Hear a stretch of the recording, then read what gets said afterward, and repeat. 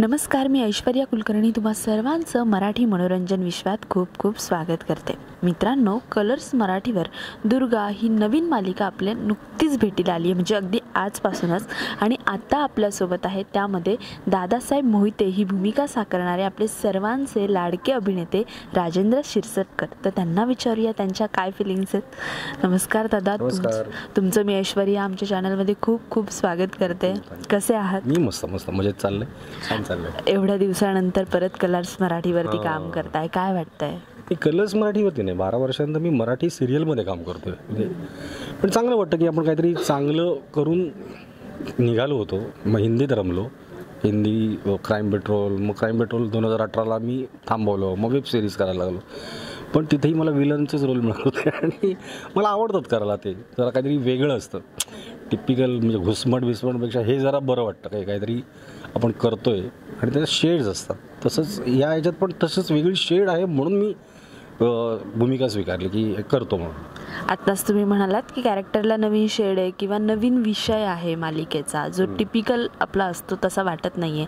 तर जेव्हा हा विषय तुमच्याकडे आला किंवा तुम्ही ऐकलात, जेव्हा या भूमिकेसाठी विचारणा झाली, तर तेव्हा काय एक्साइटमेंट होती किंवा काय तुम्ही विचार केला त्याबद्दल? नाही, मला जेव्हा कोणतंही काम आल्यानंतर माझा अभ्यास सुरू होतो तो असा की मी त्या कॅरेक्टरची बॅक हिस्ट्री बनवतो की हा माणूस असा का आहे.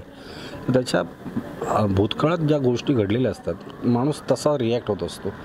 म्हणजे एखादा फसवलेला गेला माणूस असेल तर तो कोणावर विश्वास नाही ठेवत कुठल्याच गोष्टीवरती, कारण तो फसवलेला गेलेला असतो.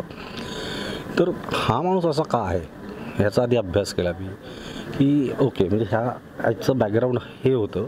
एक गाव गुंड ते राजकारण्यातून आमदारकीतून मंत्रीपद, साखर कारखान्याचा मालक, हे एका रात्रीत नाही झालं आहे त्याचं.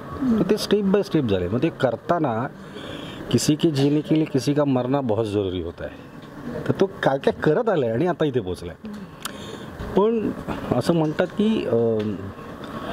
मेलेली मडी जी असतात ते प्रेत बनवून कधीतरी तुमच्या मानगुडीवर बसतातच येऊन. ती आता सगळी बसलीत त्याच्या येऊन, आणि त्यातून तो कसा बाहेर पडेल आता, ही गोष्ट आहे. कुणीतरी याच्यात मेलंय म्हणून ही गोष्ट सुरू झाली आहे हे आपल्याला प्रोमोमधनं दिसतंय.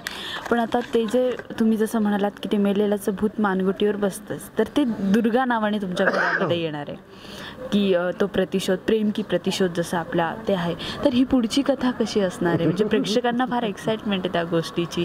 प्रेक्षकांना एक्साइटमेंट आहे. आणि तो जो आमचा दुसरा प्रोमो आला ज्याच्यामध्ये तो सांगतो की मी अभिषेक दादासाहेब मोहिते, त्याच्यावर बऱ्याच जणांची रिॲक्शन अशी आली, अरे असं कसं, नवऱ्याचं नावच माहिती नाही हिला.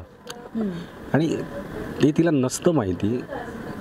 का नाही माहीत असतं ते तुम्हाला सिरियल बघितल्यावर कळेल.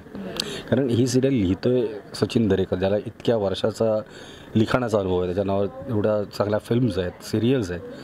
केदार शिंदे सर आहेत इथे, आम्ही लोक आहोत. तर आम्हाला हा प्रश्न नसेल पडला की अरे असं कसं.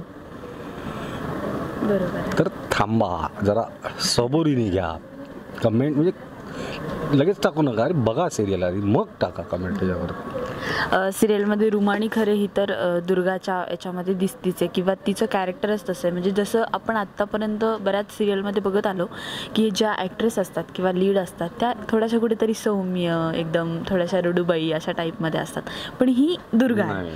पण त्यासोबतच म्हणजे शिल्पा नवलकर जे कॅरेक्टर साकारत आहेत ते प्रोमोमधनं आपल्याला दिसतं की त्यांच्यात सुद्धा कुठेतरी दुर्गेचं रूप आहे. मग या सिरियलमध्ये ह्या सगळ्याच दुर्गा आहेत का?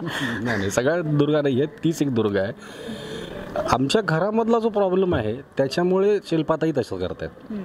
कारण सत्ता संघर्ष घरामध्ये सुरू आहे. मला असं वाटतं की माझ्यानंतर माझी सत्ता माझ्या मोठ्या मुलाकडे यावी.